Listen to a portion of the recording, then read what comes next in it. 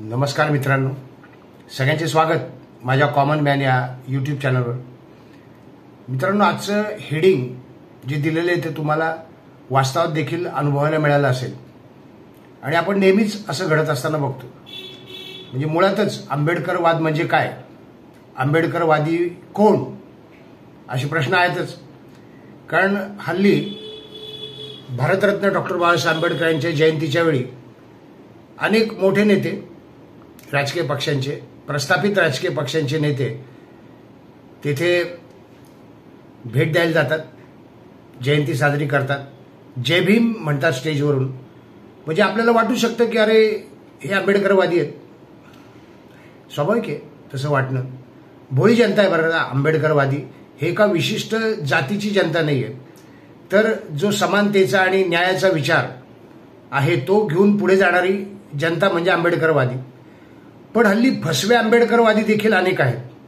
होय, फसवे आंबेडकरवादी म्हणजे ते सतत जय भीम म्हणत असतील किंवा जय भीमचा नारा देत असतील, आंबेडकरांचे विचार पुढे नेत असतील असं सांगतात लोकांना।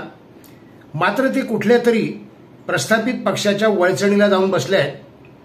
आणि त्यातलंच एक उदाहरण मी सांगतो तुम्हाला, सोलापुरातलं नुकतंच घडलेलं 2 दिवसापूर्वी एका दलित महिलेला मारहाण झाली प्रचंड। आणि असं देखील सांगण्यात आलं, असा आरोप आहे की शरीर सुखाची मागणी केली, जातीवाचक उल्लेख करून शरीर सुखाची मागणी केली आणि त्यावरून दांडुक्याने त्या महिलेला मारहाण झालेली आहे भर रस्त्यामध्ये। तो व्हिडिओ देखील अनेक लोकांनी बघितला असेल। आणि तेथे आधी पोहोचले कोण, म्हणजे दखल घ्यायला, त्या प्रकरणात आंदोलन करायला, तर आंबेडकरवादीच, म्हणजे रामदास आठवले गटाचे लोक, वंचित बहुजन आघाडीचे लोक हे तिथे पोचले। आता या घटनेबाबतचा एक अजब प्रकार तुमच्या डोळ्यासमोर आला असेल, अजब प्रकार बरं का। मला असं वाटलं होतं जेव्हा मी या घटनेमध्ये लक्ष घातलं, जेव्हा माहिती घेण्याचा प्रयत्न केला, तेव्हा मला असं वाटलं होतं की मारहाण झालेली महिला आता कदाचित इस्पितळात दाखल असेल, तो आरोपी जेलमध्ये असेल आणि ॲट्रॉसिटी ॲक्ट लागू झालाय त्यानुसार तो जेलमध्ये असावा। पण अजब बातमी अशी की ॲट्रॉसिटी ॲक्ट तर लागू झालाय, केस झालेली आहे, मात्र आरोपी हॉस्पिटलमध्ये आहे। आता आहे की नाही गंमत। म्हणजे ज्यांनी मारहाण केली त्या महिलेला, साधा विचार आहे की महिला हॉस्पिटलमध्ये असावी की तो मारहाण करणारा हॉस्पिटलमध्ये आहे आणि पोलीस पुढील तपास करत आहेत, अजून त्याला अटक झालेली नाही। आता हे असंच होणार, कारण ॲट्रॉसिटी ॲक्टमध्ये जे काही नंतर बदल झाले त्यामध्ये अटकपूर्व जामीन मिळवता येऊ शकतो काही केसेसमध्ये। कारण त्याबाबत बोंब उठवली होती की ॲट्रॉसिटीचा गैरवापर होतो काही ठिकाणी। खरे देखील आहे की काही लोक स्वार्थासाठी ॲट्रॉसिटीचा वापर करू शकतात, एखाद्यावर वैर काढायचा असेल तर ॲट्रॉसिटीचा वापर करू शकतात। पण या घटनेमध्ये तसं काही दिसणार नाही। सरळ सरळ त्या महिलेला मारहाण झालेली म्हणजे खोटा आरोप नाहीच आहे। हा, आता फक्त शरीर सुखाची मागणी केली होती किंवा नाही हा प्रश्न आहे। आणि ते पोलीस तपास होईल की नाही योग्य दिशेने हे देखील एक प्रश्नचिन्ह आहे।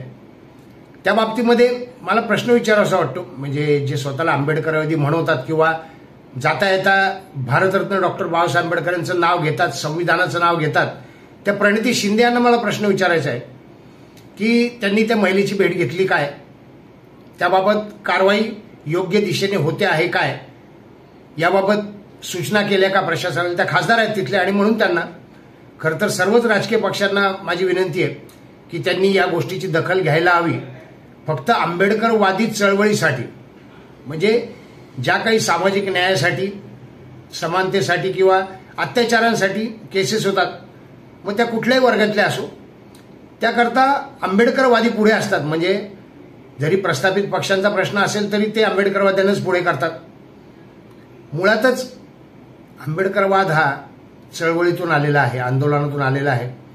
तुम्हाला माहिती आहे बाबासाहेब आंबेडकर यांना किती आंदोलनं करावी लागली होती।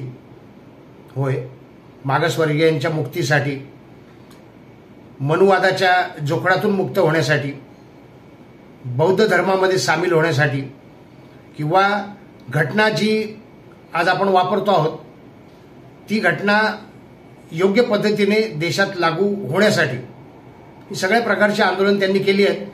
आणि त्यावेळी ह्या आंदोलनाच्या वेळी सर्वच पक्षांनी दर्शवलं आहे किमान की ते पाठीशी आहेत म्हणून. परंतु काँग्रेसनी मात्र त्यांना कधी निवडून येऊ दिलं नाही. होय, त्यांना निवडून येऊ दिलं नाही, म्हणजे त्यांना नेहमी आशेवरच ठेवलं.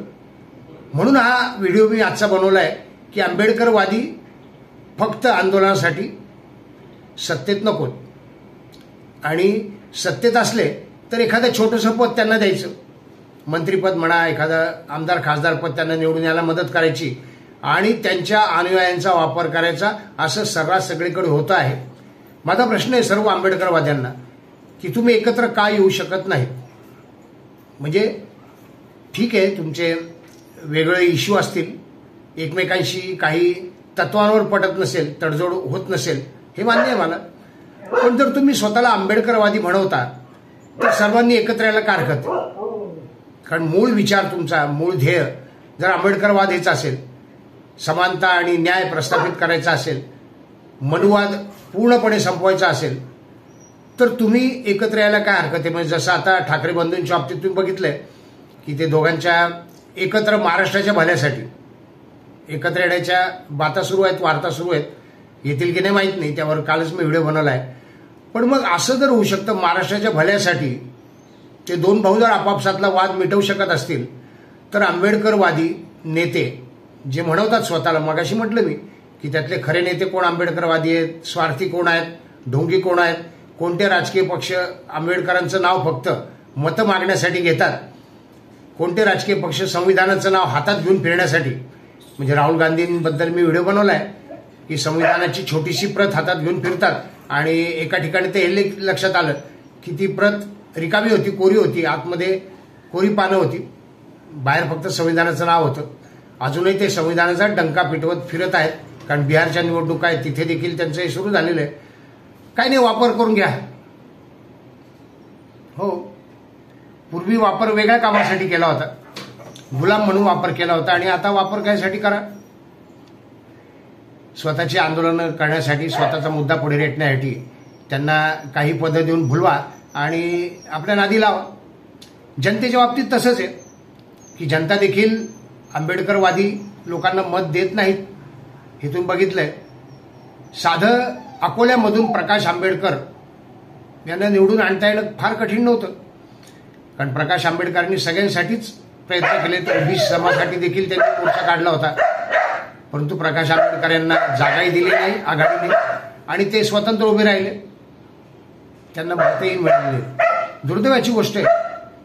स्वतःला जर आंबेडकरवादी म्हणवत असाल तर एकत्र येण्यासाठी प्रयत्न करा, आणि आंबेडकरी चळवळ फक्त चळवळ न राहता सत्तेत कशी येईल, जो बाबासाहेबांचा संदेश आहे, त्याकडे जर अनुयायांनी लक्ष दिलं तर मला वाटतं अधिक चांगले होईल.